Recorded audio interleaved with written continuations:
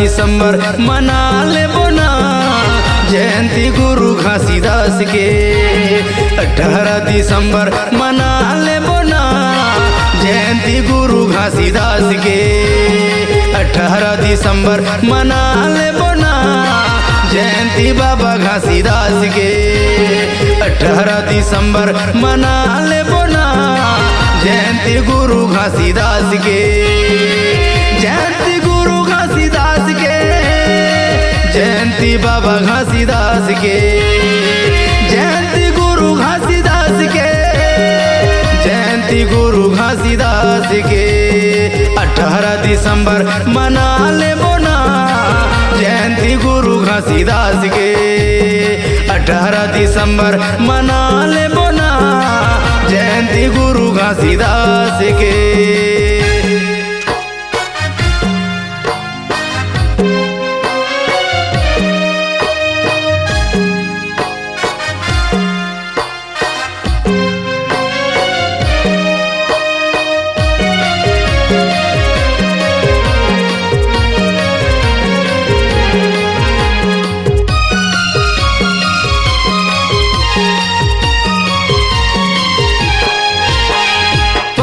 सुपारी औ नरियर चढ़ाबो जोते जलाबो मन में मानोती मनाबो।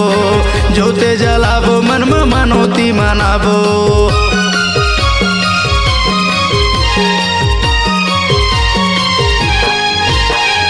पान सुपारी औ नरियर चढ़ाबो जोते जलाबो मन में मानोती मनाबो। जोते जलाबो मन में मानोती मनाबो। 18 दिसंबर मना ले बोना जयंती बाबा घासीदास के। 18 दिसंबर मना ले बोना जयंती गुरु घासीदास के।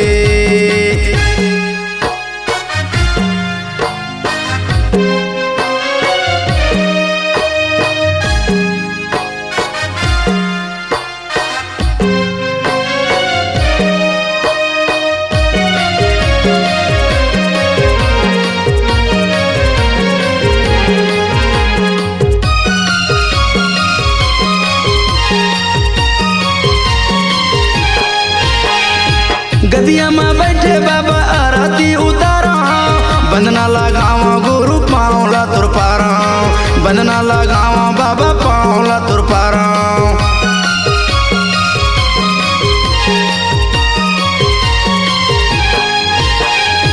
गदिया में बैठे बाबा आरती उतारा बंदना लगावा गुरु पाँवला तुर पारा। बंदना लगावा बाबा पाँवला तुर पारा। 18 दिसंबर मना ले बोना जयंती बाबा घासीदास के। 18 दिसंबर मना ले बोना जयंती गुरु घासीदास के। जयंती गुरु घासीदास के, जयंती बाबा घासीदास के। जयंती गुरु घासीदास के, जयंती गुरु घासीदास के। 18 दिसंबर मना ले बोना जयंती बाबा घासीदास के। 18 दिसंबर मना ले बोना जयंती गुरु घासीदास के। 18 दिसंबर मना ले बोना जयंती बाबा घासीदास के। जयंती गुरु घासीदास के, जयंती बाबा घासीदास के। जयंती गुरु घासीदास के, जयंती बाबा घासीदास के।